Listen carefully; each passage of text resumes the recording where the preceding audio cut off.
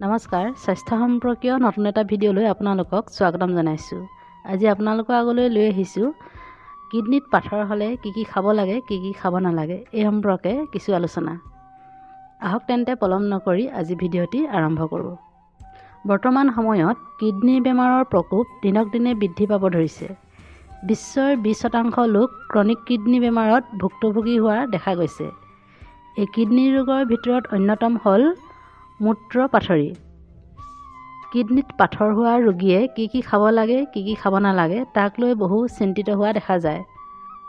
গতিকে কিডনিত পাথৰ হ'লে কি কি খাব লাগে আৰু কি কি খাব নালাগে এই বিষয়ে মই আপোনালোকৰ আগত কৈছোঁ। গতিকে আপোনালোকে স্কিপ নকৰাকৈ ভিডিঅ'টি শেষলৈকে চাব, তেতিয়াহে আপোনালোকে ভাল ধৰণে বুজি পাব। 1 নম্বৰতে কৈছোঁ পানীৰ কথা। কিডনিত পাথৰ হোৱা ব্যক্তিয়ে প্ৰচুৰ পৰিমাণে পানী খাব লাগে, তেতিয়া সহজতে পাথৰ সৃষ্টি হ'ব নোৱাৰে। পৰাপক্ষত আপোনালোকে প্ৰচুৰ পৰিমাণে নাৰিকলৰ পানী খাওক, কাৰণ নাৰিকলৰ পানীত উচ্চ হাৰত পটাছিয়াম আৰু মেগনেছিয়াম থাকে, গতিকে ই পাথৰ গঠন হোৱাত বাধা প্ৰদান কৰে। 2 নম্বৰতে কৈছোঁ কেঁচা পাচলিৰ কথা। কেঁচা পাচলি উচ্চ মিনাৰেলযুক্ত, যেনে ধৰক গাজৰ, কেৰেলা এইবিলাকে পাথৰ গঠন হোৱাত বাধা প্ৰদান কৰে।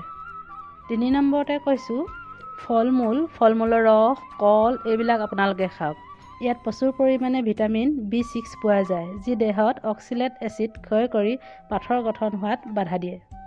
4 নম্বৰতে হ'ল নেমু টেঙা।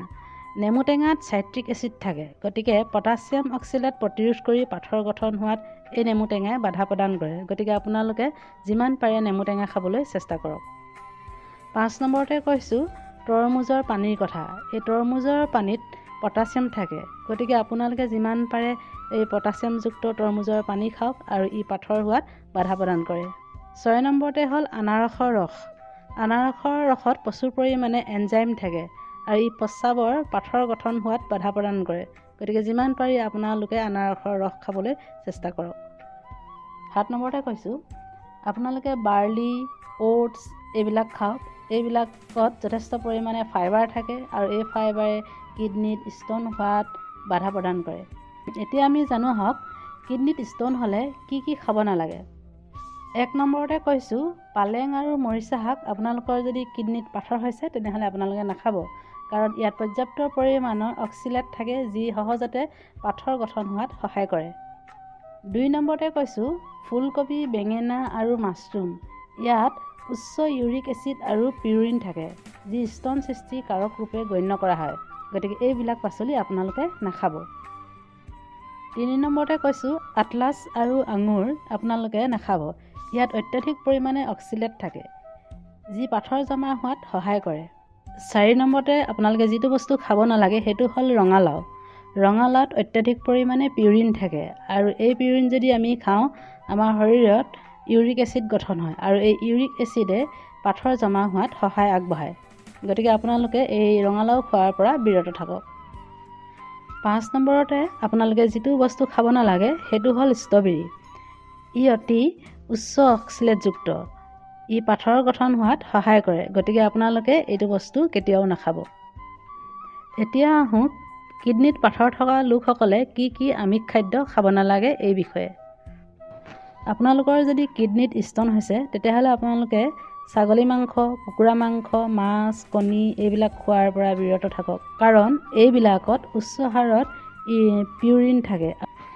এই পিউৰিনযুক্ত আহাৰ খালে আমাৰ শৰীৰত ইউৰিক এচিড গঠন হ'ব পাৰে আৰু এই ইউৰিক এচিডে আমাৰ কিডনিত পাথৰ হোৱাত সহায় কৰে। গতিকে আমি এইবোৰ আহাৰ খোৱাৰ পৰা বিৰত থাকিলে আমাৰ এই কিডনি ষ্ট'ন হোৱাৰ সম্ভাৱনাটো কম হ'ব।